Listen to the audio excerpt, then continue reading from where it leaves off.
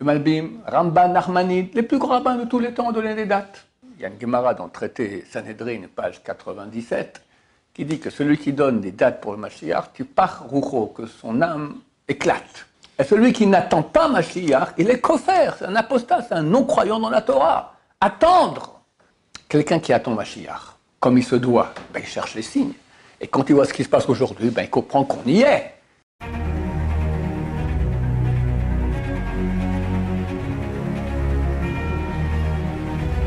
Ce show dédié pour l'élévation de l'âme de Moshe Ben Jamila de Zechron Levracha. La question de Gamliel. Est-ce problématique de donner des dates du Mashiach? Est-ce que c'est problématique de donner déjà des dates quand Mashiach viendra? Bon, un sujet qui me concerne beaucoup, parce que très souvent je dis quand je pense qu'éventuellement Mashiach viendra, je précise bien éventuellement, je dis toujours que je ne suis pas prophète, ni fils de prophète, on peut se tromper. Mais pourquoi annoncer des dates, même éventuelles? Il faut savoir que c'est extrêmement juif et juste de le faire. Contrairement à beaucoup de gens qui n'aiment pas ça, j'ignore pourquoi, je vais expliquer pourquoi. D'abord, nous on prend exemple sur les grands de Torah de tous les temps. Déjà dans le Talmud, traité à Vodazara, je crois que c'est page 9, B, ils disent là-bas. Dès l'année Intel, qui est passée il y a peut-être 1500 ans, hein, si on te propose maintenant d'acheter un champ qui vaut 1000 pour 1 centime, n'achète pas. Parce que Mashiach il arrive, ça ne sert plus à rien, tu auras tout gratuit. Le Talmud, maintenant, il y avait un grand rabbin qui est parti des Géonim. Géonim, c'est la période qui va environ jusqu'en l'an 1000 de l'ère chrétienne. Il s'appelle Rav Saadia Gaon. Énorme. Et lui a donné une date quand le Mashiach viendra. Et il s'est planté. Rambam, Maïmonide, qui a été un homme extrêmement pragmatique et rationnel. Lui, les démons, ça n'existe pas. C'est le fruit de c'est l'imagination. Il est très rationnel. Il dit quand Mashiach reviendra, il n'y aura pas de miracles fantastiques, le monde continue normal. Très terre à terre. Et lui, il dit, il est impossible qu'un être humain dise quand Mashiach reviendra. Alors il dit, pourquoi Rav Saadia Gaon, il a donné une date? Il a dit, c'était pour encourager le peuple. Parce que le peuple souffre en galoute, en exil, c'est difficile. Il a dit, voilà, écoutez, c'est bientôt, il y a une date, tenez bon. Ok, où il a écrit ça? Maïmonide, la source, c'est pas dans ses écrits. Il a écrit il y a 4 lettres que nous connaissons de Maïmonide. Une s'appelle Igeret Teiman, une lettre qu'il a écrite aux Yéménites. À l'époque, au Yémen, il y a un type qui s'est levé qui a dit qu'il était Mashiach. Maintenant, la communauté ne sait pas quoi faire avec lui. Parce que s'il va commencer à faire du bruit, le sultan, il ne sera pas content, il va faire un pogrom, il va tuer tout le monde. Maintenant, le tuer à lui, on ne peut pas, on ne va pas tuer quelqu'un parce qu'il dit qu'il est le Mashiach, d'accord? Ils ont écrit une lettre au Rambam, et il a écrit une lettre extraordinaire. Elle existe en français, phénoménale, c'est un vrai séminaire, c'est extraordinaire, très passionnant. En 2 mots, il leur a dit, vous le mettez en prison. Quand vous l'enfermez, comme ça il arrête de faire du bruit et terminé. Mais en passant, il parle de l'espérance du Mashiach, de la galoute, de beaucoup de choses, de tout. Il parle des musulmans, des chrétiens, enfin, c'est une lettre qui a été écrite en arabe, et qui est très secrète. Bon, aujourd'hui, elle est connue, mais... Alors là-bas, il dit, donc c'est impossible que quelqu'un dise quand Mashiach viendra. Mais 2 pages après qu'il ait dit ça, il dit, mais moi, j'ai la date quand Mashiach viendra. Et je te la donne. Et sois bien heureux que tu la connaisses. Et il donne une date. Et il s'est planté. Pourquoi il a fait ça?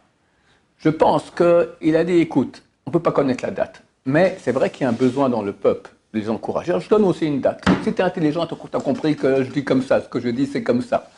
Bon, bien que la date, elle est bien, il donne des preuves, etc. Mais il s'est planté. Rachi. Quelqu'un de plus grand que Rachi. La source est dans Daniel, chapitre 8, verset 14. D'accord? Chapitre 8, verset 14. Là-bas, il dit, Rav Saadia Gaon a donné une date, il s'est planté. Eh bien, nous, on va donner des dates aussi. Et on va se planter. Et on redonnera d'autres dates. Donc, Rachi, il dit qu'il n'y a rien de mal à cela. On donne des dates, on va se planter, on donne d'autres dates, jusqu'à ce que ça arrive. Pourquoi? comme j'ai expliqué auparavant, comme le Rambam expliqué chez Rav Saadia, pour donner courage au peuple. Donc déjà, ce n'est pas quelque chose qui est condamnable, les plus grands de Torah. Et il y en a beaucoup qui ont fait ça. Abravanel, le Gaon de Vilna, le Malbim, Ramban, Nachmanide, les plus grands rabbins de tous les temps ont donné des dates. Et pas comme moi je dis en disant non, moi je me trompe toujours, ça fait 30 ans que je me trompe et je suis ni prophète ni fils de prophète et sûrement je me trompe. Eux donnaient c'est la date, c'est bon, tac.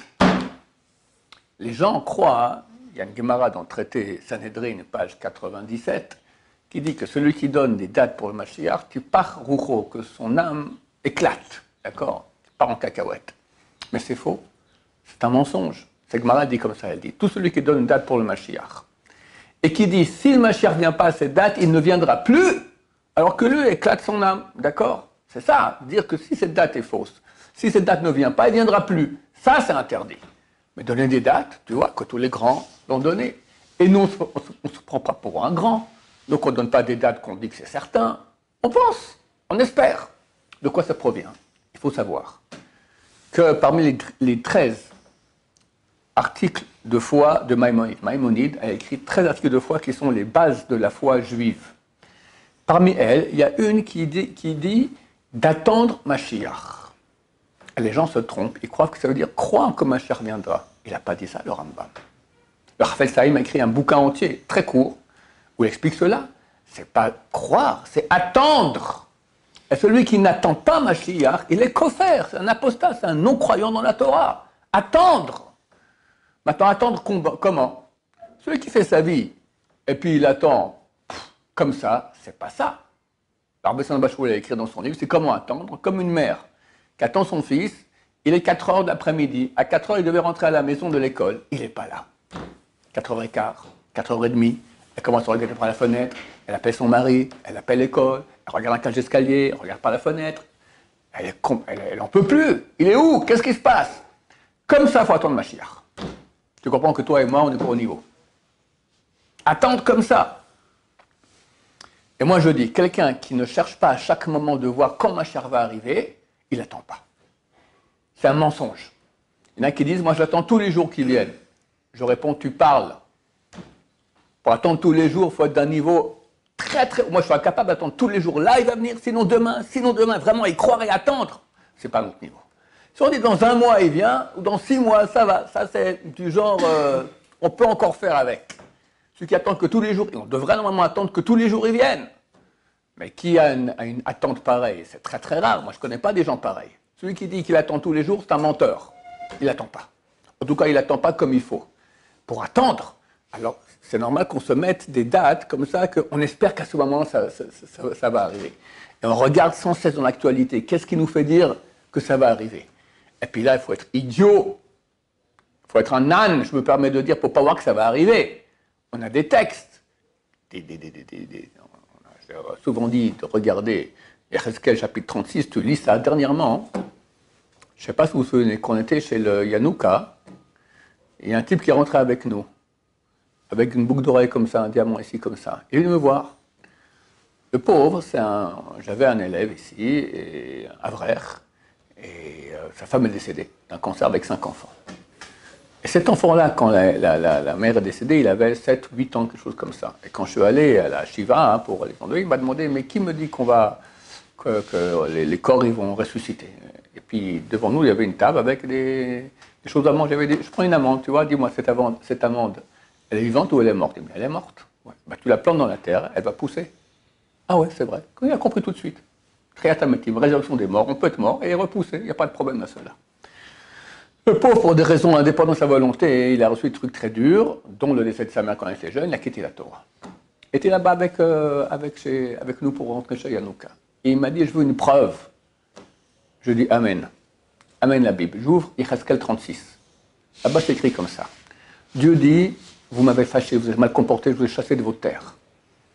Mais vous avez profané mon nom parmi les nations.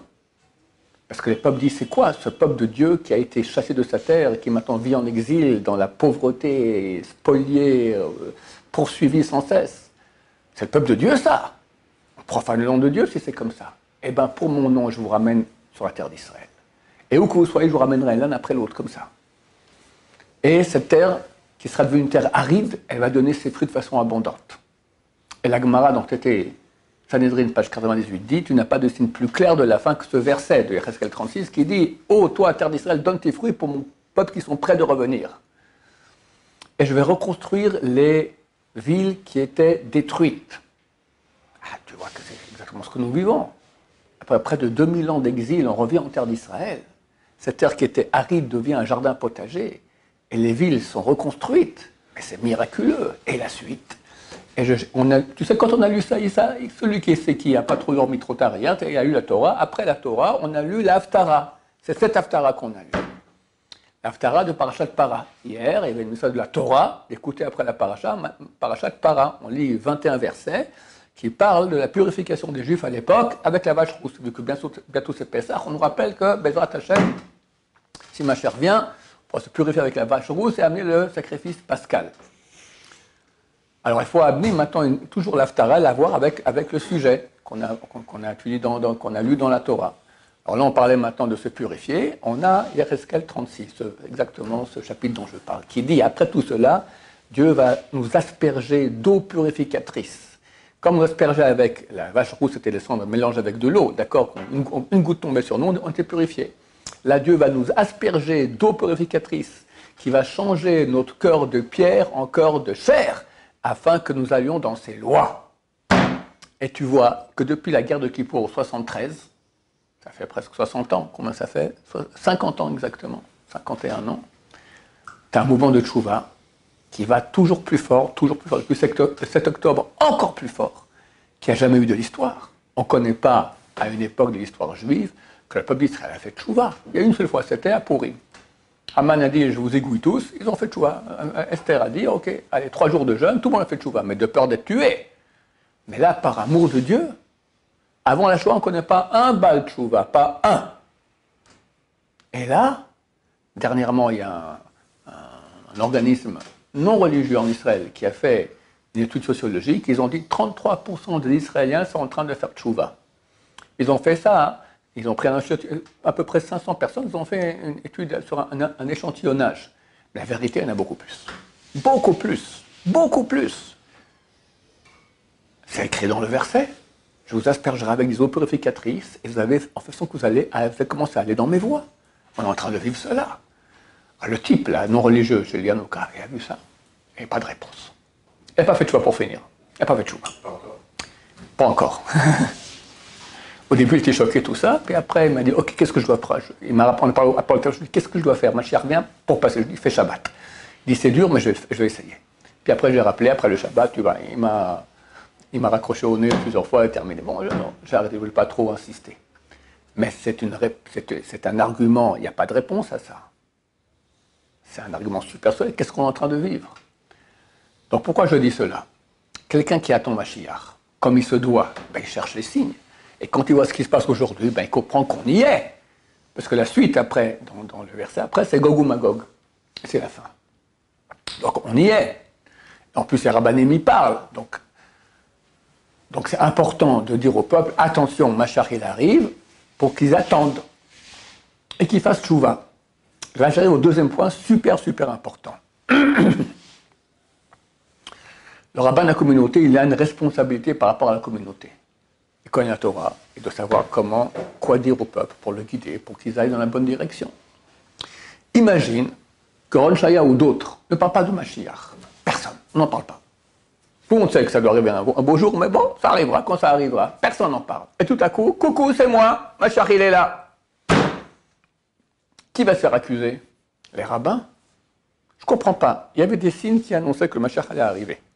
Quand le Mashiach vient, on doit faire tchouva. Parce que quand Mashiach vient après, c'est trop tard.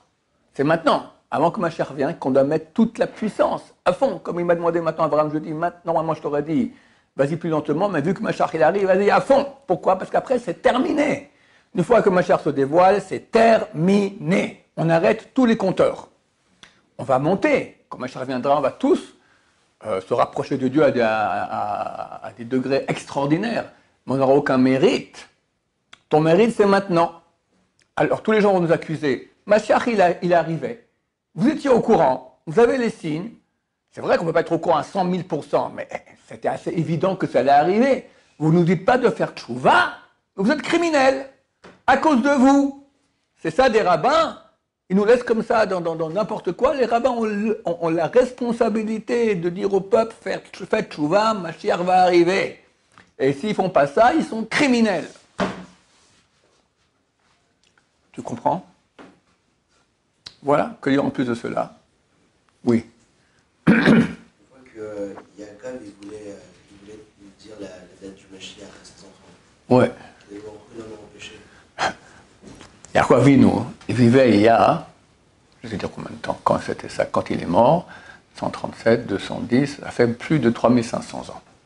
S'il disait la date du Mashiach, comme on croit que c'est en 5784, les enfants de Yaakov, bon, il y a encore 3500 ans à attendre, terminé, on arrête tout. On ne va pas attendre 3500 ans pour que Mashiach vienne. Il aura tous quitté la Torah. Donc bien sûr que Dieu a fait en sorte que Yaakov ne dévoile pas la date. Et les rabbins qui ont donné des dates durant toute l'histoire, ils ont des dates qui étaient proches de leur époque. Si un rabbin, si Rav Sadia Gaon avait dit c'est pour dans 1300 ans, ben, ok, ben, allez me chercher quand ça viendra. D'accord? Ce que nous disons, c'est que ces rabbins-là ont donné parce que, d'abord, ils pensaient que c'était vraiment juste. En plus, c'était relativement proche pour aider le peuple à avoir du courage. Mais aujourd'hui, c'est plus les raisons. Le peuple a du courage, c'est très bien. Aujourd'hui, on a tous les signes. Quelqu'un qui, il y a un siècle, disait Mashiach, il arrive. Ok, peut-être oui, peut-être non. T'as aucun signe, t'as rien. Quand c'était la dégringolade totale. Il y a un siècle, c'était la dégringolade. Le peuple d'Israël quittait la Torah par masse, par millions de millions. Ce qui a, entre autres, amené la Shoah. D'accord? C'est clair. Mais aujourd'hui, le retour en terre d'Israël, la terre qui donne ses fruits, vous serez connus en verset qu'on dit tous les matins avant Rodou. C'est le dernier verset de Tsania, qui dit, à cette époque, je vous ramènerai à terre d'Israël et tous les peuples, et je ferai connaître votre célébrité, votre gloire parmi tous les peuples. Qui ne connaît pas le peuple d'Israël aujourd'hui? Un petit peuple de rien du tout. La majorité des prix Nobel, beaucoup de prix Nobel sont chez un chiffre énorme, d'accord? Les inventions, les nouvelles inventions, Waze, d'accord, tout ça, ça vient d'Israël, beaucoup de choses d'Israël. Et comment on se bat, tous les missiles antimissiles, toutes les choses, des inventions extraordinaires qui viennent tous d'Israël. Donc on est connu, tout ça c'est écrit aussi. Donc on voit ça, on voit la terre qui donne ses fruits, on voit le retour physique des Juifs en terre d'Israël, les villes qui étaient détruites sont reconstruites. Et la tchouva, tu vois tout ça, il faut être idiot pour ne pas comprendre qu'on y arrive. Idiot. Donc on y arrive. Quand? On ne sait pas. Là, depuis 7 octobre, il y a une tchouva beaucoup plus grande. Vraiment, le peuple d'Israël est en train de faire tchouva de façon comme vrai. Unique. Et unis. Ils sont unis. Bien qu'au niveau de l'État, ils sont en train de se bagarrer sans cesse, mais le peuple, il est uni. Et tous les rabbins s'accordent à dire que c'est très bientôt.